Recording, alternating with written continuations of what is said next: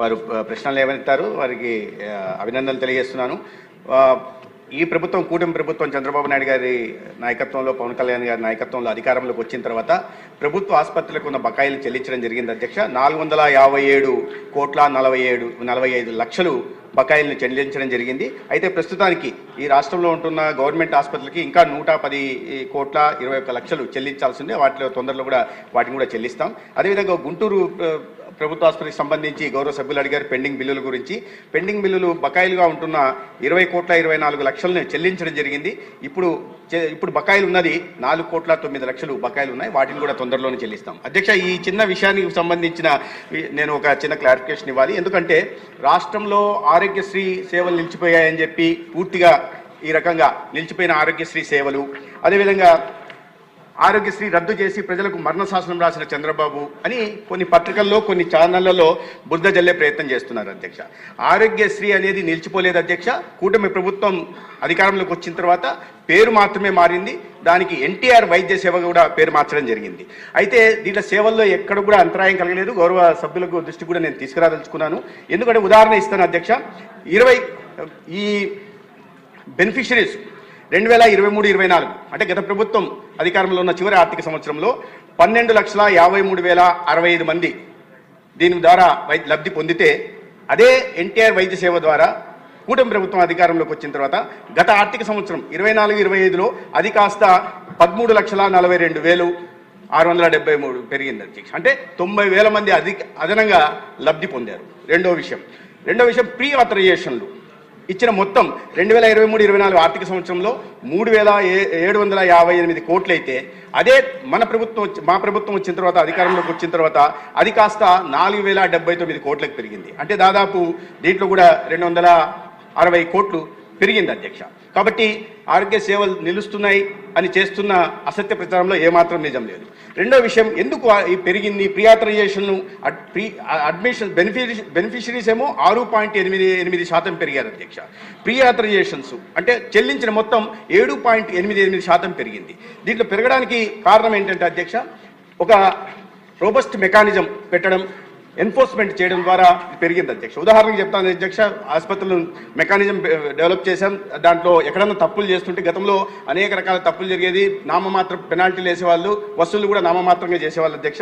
ఉదాహరణకి 23-24 ఆర్థిక సంవత్సరంలో 88 హాస్పిటళ్ల మీద ఈ పెనాల్టీలు వేస్తే 7,68 లక్షలు పెనాల్టీలు వేస్తే దాంట్లో కేవలం 3,74 లక్షలు అంటే 45% మాత్రమే వసూలు చేశారు. వేసిన మొత్తమే 7,65 లక్షలు అధ్యక్ష. వసూలు చేసింది 3,74 లక్షలు అంటే 46%. అదే ఈ ప్రభుత్వం అధికారంలోకి వచ్చిన తర్వాత గత ఆర్థిక సంవత్సరంలో 24-25లో 22,74 లక్షలు, దాదాపు 22,75 లక్షలు పెనాల్టీల రూపంలో వేస్తే అధ్యక్ష, అది కాస్త 19,30 లక్షలు వసూలు చేయడం జరిగింది. అంటే 85% పైగా వసూలు చేయడం జరిగింది అధ్యక్ష. దాని కారణంగానే ఇవాళ నెట్వర్క్ హాస్పిటల్స్ ఏమున్నాయో గతంలో అన్యాయాలకి, అరాచకాలు పాల్పడుతూ తప్పుడు అడ్మిషన్స్ ఇస్తూ తప్పుడు ప్రీ ఆథరైజేషన్స్ ఇస్తున్న ఆసుపత్రులు ఇవాళ తమ పరిధిలో ఉంటున్నాయి. దాని కారణంగా సేవలు కూడా పెరిగాయి. రాబోయే రోజుల్లో 25 లక్షల దాకా కూడా ఈ ఎన్టీఆర్ వైద్య సేవ ద్వారా సేవలు అందించాలనే ప్రతిపాదన కూడా కేబినెట్లో ఇటీవలే ఆమోదం పొందింది. తద్వారా ఈ రాష్ట్రంలో 1,43,00,000 మంది పేదలకి 25 లక్షల దాకా వైద్య సహాయం, అదేవిధంగా 20 లక్షల కుటుంబాలకి, మధ్యతరగతి కుటుంబాలకు కూడా 2.5 లక్షల దాకా కూడా వైద్య సాయం అందించే ప్రయత్నం పూర్తిగా ప్రభుత్వమే ఉచితంగా చేస్తుంది అధ్యక్ష. ధన్యవాదాలు.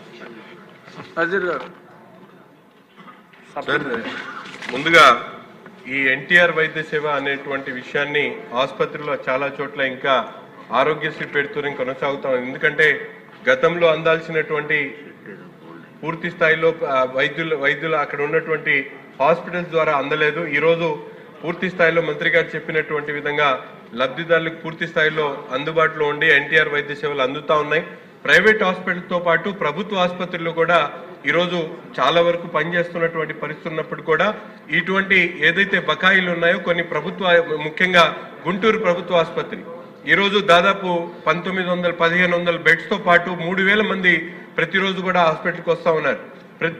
ప్రతి సందర్భంలో కూడా అక్కడ షార్టేజ్ ఉన్నాయి కాబట్టి అటువంటి హాస్పిటల్స్కి అవసరమైనటువంటి గతంలో అనేక పర్యాయాలు మన ప్రభుత్వం ఉన్నప్పుడు 2014-19 మధ్యలో అనేక సందర్భాల్లో గౌరవ ముఖ్యమంత్రి గారు ఆనాడు చంద్రబాబు నాయుడు గారు ఒక 20 కోట్ల రూపాయల ఆసుపత్రికి ఇవ్వడం జరిగింది. అటువంటి ఆసుపత్రికి ప్రత్యేకమైనటువంటి శ్రద్ధ తీసుకొని ఆ ఎన్టీఆర్ వైద్య సేవ ద్వారా అందేటువంటి బెనిఫిట్స్ ఏదైతే ఉన్నాయో వాటిని పూర్తిగా ఇందాక మంత్రి గారికి దీని మీద మార్క్ అనేటువంటి ఒక రెగ్యులేషన్ ఏదైతే ఉందో గత ప్రభుత్వంలో వైసీపీ ప్రభుత్వంలో ఈ పెట్టడం జరిగింది. అంటే ఆరోగ్యశ్రీ ట్రీట్మెంట్లో జరిగినటువంటి నిధుల్ని 40% తిరిగి ప్రభుత్వం తీసుకునేటువంటి ఒక రెగ్యులేషన్ ని పెట్టడం జరిగింది. దాని ద్వారా ఇప్పుడు వచ్చేటువంటి నిధులు ఒకవైపు డాక్టర్స్ సంబంధించినటువంటి 30% ఇచ్చిన తర్వాత బెడ్ మెయింటెనెన్స్ కోసం ఇచ్చేటువంటి 40% తర్వాత ఈ మార్క్ రెగ్యులేషన్ తో వచ్చేటువంటి అన్ని ఏదైతే బెనిఫిట్స్ ఉన్నాయో అన్ని కూడా డైవర్ట్ అవుతున్నాయి. కాబట్టి ఇటువంటి పెద్ద ఆసుపత్రులకి అటువంటి రెగ్యులేషన్ తీసేయమని చెప్పి కూడా గౌరవ మంత్రి గారిని ఈ సందర్భంగా కోరుతా ఉన్నాం. దానివల్ల గుంటూరు ప్రభుత్వ ఆసుపత్రికి దాదాపు ఈరోజు చూస్తా ఉన్నాం ఎప్పటి నుంచి ఇప్పుడు దాదాపు 4 కోట్ల రూపాయలు అన్నారు.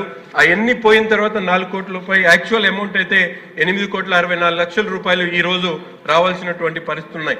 సో ఇటువంటి మార్క్ రెగ్యులేషన్ తప్పనిసరిగా గుంటూరు ప్రభుత్వ ఆసుపత్రికి తీయడంతో దాని డెవలప్మెంట్ కోసం అవసరమైనటువంటి నిధులు హాస్పిటల్ డెవలప్మెంట్ సొసైటీ ద్వారా కొత్తగా డెవలప్ చేసుకోవడానికి అవకాశం ఉంటుంది. కాబట్టి ప్రత్యేకంగా గుంటూరు ప్రభుత్వ ఆసుపత్రికి ఆ రెగ్యులేషన్ తీయాలని చెప్పి గౌరవ మంత్రి గారిని ఈ సందర్భంగా కోరుతా ఉన్నాం. గౌరవ సభ్యులు ఎన్టీఆర్ వైద్య సేవ బ్రాండింగ్ జరగాలని చెప్పారు, కానీ వారు అడిగిన ప్రశ్న ఆరోగ్యశ్రీ అని అడిగారు. కాబట్టి సభ్యులందరూ కూడా నేను కోరుతున్నది ఏంటంటే ఎన్టీఆర్ వైద్య ఎన్టీఆర్ వైద్య సేవ ద్వారానే సేవలు అందుతున్నాయి. బ్రాండింగ్ కూడా ప్రతి ఆసుపత్రిలో తదనుగుణంగా ఇవ్వడం జరిగింది. తర్వాత వారు ఏపీ మెర్క్ గురించి ప్రస్తావించారు. ఏపీ మెర్క్ అనేది Andhra Pradesh medical education research corporation పేరుతో స్థాపించబడింది అధ్యక్ష. దాంట్లో 40% వారు చెప్పినట్టుగా ప్రభుత్వానికి మిగిలినది ఆసుపత్రి అభివృద్ధి కోసం ఏ డాక్టర్ అయితే ఆ ఫలానా ప్రొసీజర్కి ట్రీట్మెంట్ ఇస్తాడో ఆయనకి ఇన్సెంటివ్ కూడా ఇవ్వడం, అందుకు ప్రోత్సాహం ఇవ్వడం కోసం ప్రభుత్వ రంగంలో కూడా ఈ రకంగా తీసుకురావడం జరిగింది అధ్యక్ష. దాని కారణంగానే ఇవాళ ఈ పెండింగ్ బిల్లులు ఏదైతే ప్రస్తావించారో అది ఆ ఏపీ మెరుకు పెట్టడం వల్లనే ప్రభుత్వ ఆసుపత్రికి వస్తున్నాయనే విషయాన్ని గౌరవ సభ్యులకు మీ ద్వారా తెలియజేస్తున్నాను అధ్యక్ష. ఇక రెండో విషయం, గుంటూరు ఆసుపత్రి గురించి వారు ప్రధానంగా అభివృద్ధి గురించి ప్రధానంగా ప్రస్తావించారు. ఇప్పటికే గుంటూరులో మన ప్రభుత్వం కుటుంబ ప్రభుత్వం వచ్చిన తర్వాత చంద్రబాబు నాయుడు గారి ఆదేశాల మేరకు అక్కడ క్యాన్సర్ కేసులు పెరుగుతున్న నేపథ్యంలో గుంటూరు క్యాన్సర్ సెంటర్ని ఒక పెట్ స్కానర్ తీసుకొచ్చి, అతి ఖరీదైన పెట్ స్కానర్ తీసుకొచ్చి ఇవాళ దేశంలోనే లెవెల్ 1 క్యాన్సర్ సెంటర్లు ఏవైతే ఉన్నాయో వాటి సరసన నిలబెట్టడం జరిగింది అధ్యక్ష. పెద్ద పెద్ద కార్పొరేట్ ఆసుపత్రులుగా చెప్తున్న వాటి సరసన ఇవాళ అతి ఖరీదైన పెట్ స్కానర్ కూడా తీసుకురావడం జరిగింది. అదేవిధంగా వారు చెప్పినట్టు జిమ్ఖానా అల్యూమినై ఏదైతే ఉందో ఆ కాలేజీలో జరిగిన వాళ్ళందరూ కలిసి దాదాపు 90 కోట్లతో MCH బ్లాక్ నిర్మించడం జరిగింది.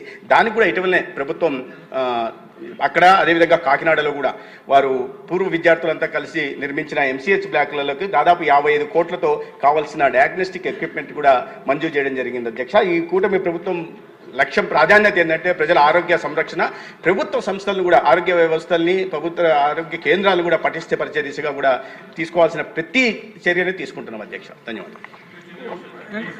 ఇంకా లేదండి, సారీ. జ్యోతిల్ నెహ్రూ గారు.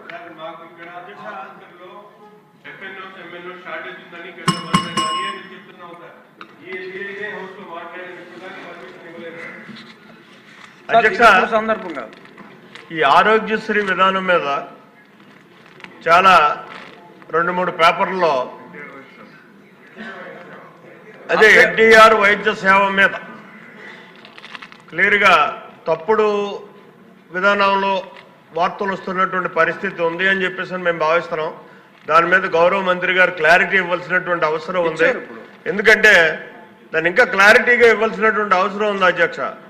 ఎందుకంటే నిజంగా కూడా పేషెంట్ ఆరోగ్యశ్రీ విధానం మీద వైద్యం చేయించుకోవడానికి వెళ్తుంటే మాకు డబ్బు రావటం లేదు, గత ప్రభుత్వంలో డబ్బు ఇవ్వలేదు, ఇప్పుడు కూడా డబ్బు ఇవ్వటం లేదు, ఇవ్వనటువంటి పరిస్థితుల్లో మేము పెట్టలేనటువంటి పరిస్థితి ఉంది.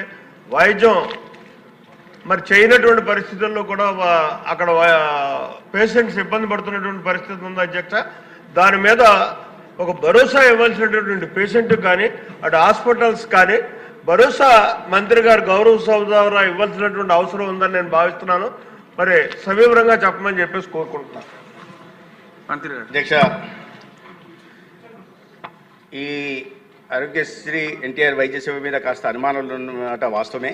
ఎందుకంటే కొన్ని పత్రికల్లో కాదు, కేవలం ఒకే ఒక పత్రికల్లో, ఒకే ఒక ఛానల్లో మాత్రం ఇటువంటి అసత్య ప్రచారాలను చేస్తున్నారు అధ్యక్ష.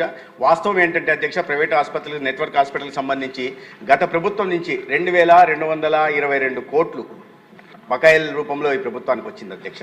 మొత్తం గత సంవత్సరం 4,290 కోట్లు ఉంటే కూటమి ప్రభుత్వం 3,732 కోట్లు బకాయిల నెట్వర్క్ హాస్పిటల్కి చెల్లించింది అధ్యక్ష. ఇప్పటిదాకా 557 కోట్లు బకాయిలు మాత్రమే ఉన్నాయి. అయితే ఇప్పటికే ప్రీ ఆథరైజేషన్ ఇవి స్క్రూటినీలో ఉన్నవి ఇంకా 2,168 కోట్లు ఉన్నాయి అధ్యక్ష.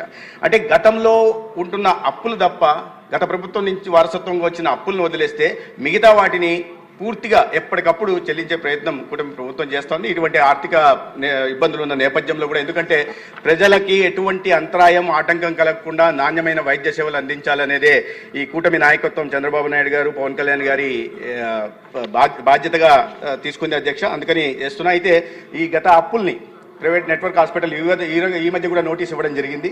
ఎందుకంటే గతంలో ప్రభుత్వం చేసిపోయిన అప్పుల్ని ఇంకా చెల్లించలేదు, బకాయిలు చెల్లించలేదు అని, వాటి కూడా చెల్లించే దిశగా కూడా ప్రయత్నం చేస్తున్నాం. అయితే మేము గత ప్రభుత్వం, ఈ ప్రభుత్వం కాకుండా గత ప్రభుత్వం చాలా బాధ్యతారాహిత్యంగా నెట్వర్క్ హాస్పిటల్కి 2,222 కోట్లు బకాయిలు పెట్టింది. ఆరోగ్యం మీద వారికి ఎంత మాత్రం చిత్తశుద్ధి అనే విషయం ఉందనే విషయం ఇప్పుడు అర్థమవుతుంది. రోజు ఉకదంపుడు ఉపన్యాసాలు ఇస్తుంటారు అధ్యక్ష. ఇక్కడ సభలోకి వచ్చి మాట్లాడితే ఇవన్నీ చర్చించడానికి అవకాశం ఉంటుంది. కానీ దురదృష్టవశాత్తు అత్యంత బాధ్యతారాహిత్యమైన ప్రతిపక్షం ఈ రాష్ట్రంలో సభల్లోకి వచ్చి ప్రజలకు సంబంధించిన, ప్రజల ఆరోగ్యానికి సంబంధించిన విషయాల మీద చర్చించడానికి కూడా ముందుకు రాకుండా 4 గోడల మధ్య వాటి గురించి మాట్లాడుతూ ఎటువంటి ప్రశ్నలు లేకుండా ఇవాళ ప్రజల్లో అసత్య ప్రచారాలు చేసి అపోహలు సృష్టించే ప్రయత్నం చేస్తున్నారు అధ్యక్ష. తద్వారా పేదలు ఆసుపత్రులకు వెళ్లకుండా ఉండాలని